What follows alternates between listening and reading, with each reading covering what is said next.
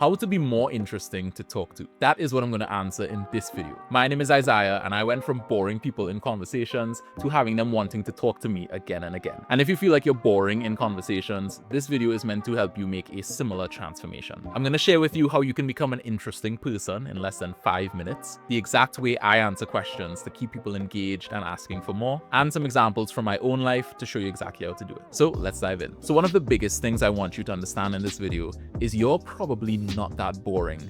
You just don't prepare enough. You don't have to have an interesting life to make interesting conversation. And what I mean by that is so many conversations that we have in a day-to-day with dates, with co-workers, with friends, with family, they are so similar. You hear the same sort of questions. How was your day? How was your weekend? What are your plans for this week? Where do you work? Where are you from? All these sorts of very similar questions will always tend to come up. And that actually gives us a really great opportunity to prepare answers that are going to be as interesting as possible, that are going to spark as much engagement and intrigue from the other person as we humanly can. Very similar to how studying for a test is going to get you better grades, preparing your answers to these questions are going to make you have a better conversation. So the opportunity to prepare is there, but how do you do it, and what makes a good answer from a bad answer? From everything I've read in every communications book and seen in real life, people want two things in conversation to make it fun. The first is it has some level of intrigue, something that the person can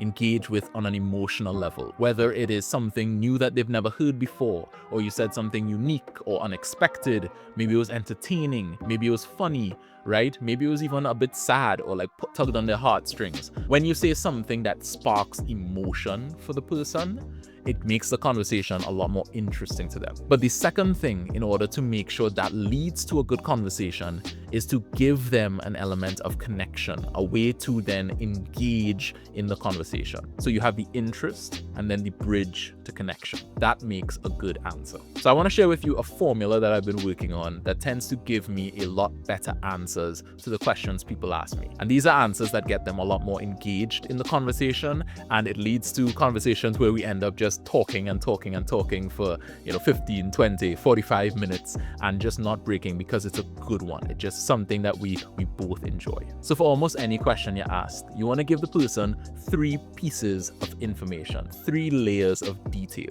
Then you want to give them your feelings about that information. And then finally, you want to ask them, how about you? To bring them back into the conversation. So the first part, 3 layers of detail. This is all about getting to that emotion, getting to that interesting element. One layer of detail when you're talking to somebody might be they ask you, what do you do for work? And you say, I work in marketing, right? You're only giving them one thing underneath the surface. But 3 layers of detail might be, I work in marketing at Google or whatever, and I usually do filming for our social media. So right there, I think you could see the level of intrigue is a lot more different. I work in marketing. There's not much somewhere can go from that or get interested by. But the other answer, there's 3 different things the person can get interested in. Oh wow, you work in marketing. Oh, you work at Google. Oh wow, like you do Instagram Reels. That's really cool, right? There's 3 times, if not more than 3 times, the things that someone can latch on to and get interested in. So that's the first part. You want to have at least 3 layers of detail. So the second part is to tell the person your feelings about those things. And I think this is really important because it really helps us to get an actual emotional connection to the person. So the same example, you work in Google in social media, you can also add on, and I really like it because it lets me express my creativity. That in itself is going to be something that the person could relate to and be like, oh yeah, like I am a creative person too. I paint or whatever, right? Again, it's another thing that the person can latch on to. And when you mention a feeling, again, it brings out that emotion that someone else might feel. Because even if they don't relate to the actual thing of working in social media or whatever the specific thing is for you, they can probably relate to that emotion of expressing your creativity or being free or whatever it is the thing makes you feel. And the third element of it is after they react to whatever it is you say, then you ask them, how about you? So this is you looping them back into the conversation and making sure there's a connection there. Because one thing that's definitely not going to make people want to talk to you in the future is if you just yap and talk about yourself, but then never let them share. You never listen. Now, something you might be thinking is, Isaiah, that only works if I have an interesting life. And I think this is the magic here that a lot of people miss.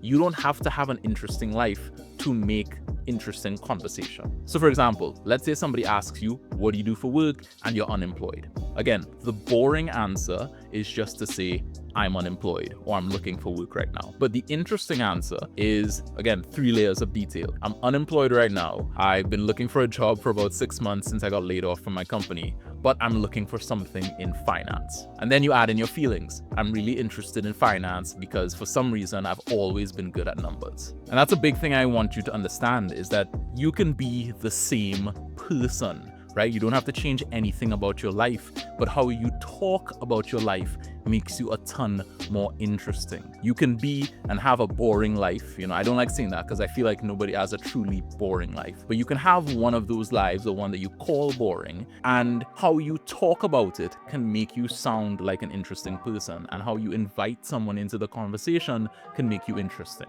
And the flip side as well, you can have an interesting life. You could change your life and do all these crazy things and get hobbies and all this kind of stuff, but if you don't learn how to talk about it properly, you are still going to seem boring. And that's the crazy thing. So learning this skill is super important. And in fact, that is a situation I found myself in, because I had a interesting life, or still do have an interesting life, but how I was talking about it was making people bored. I remember one of these people being my girlfriend's brother. This was one of the first times I met him. And he asked me like, oh, what do you do for work? And I just said something like, oh yeah, I just work in communications. Very, like we were talking about, boring answer. And the look I saw on his face was very much like, oh, very unimpressed. Like he didn't really know what to go with the conversation then.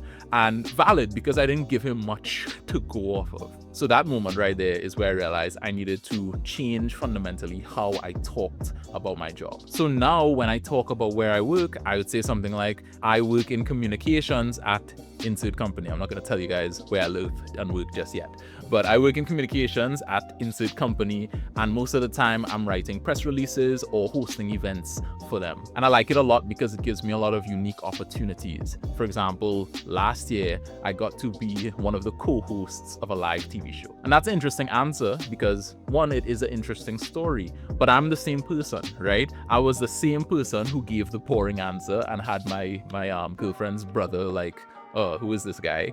But on the other hand, now I just learned how to word it and present to the person in a way that was interesting. And of course, after that, I would ask them, what about you? And now we're having a connection. So going back to the note on preparation, on the screen right now, I'm going to put up a list of pretty common conversation questions that you'll tend to get.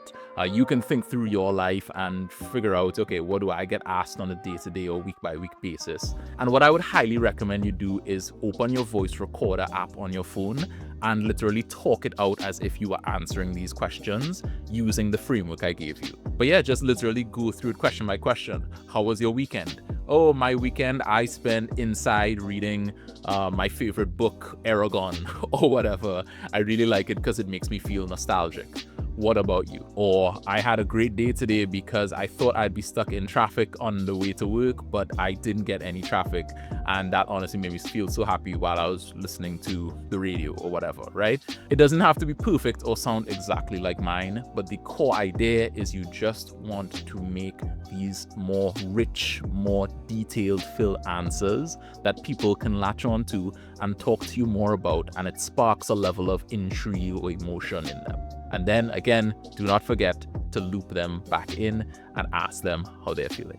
I really think doing that is going to help you a ton more in seeming more interesting in conversation and making people want to talk to you. But like I mentioned before, listening might be just as important, if not more important, than what it is you say when it comes to making the person want to talk to you again and again. So if you want some tips on how to become a good listener, you should check out this video right here.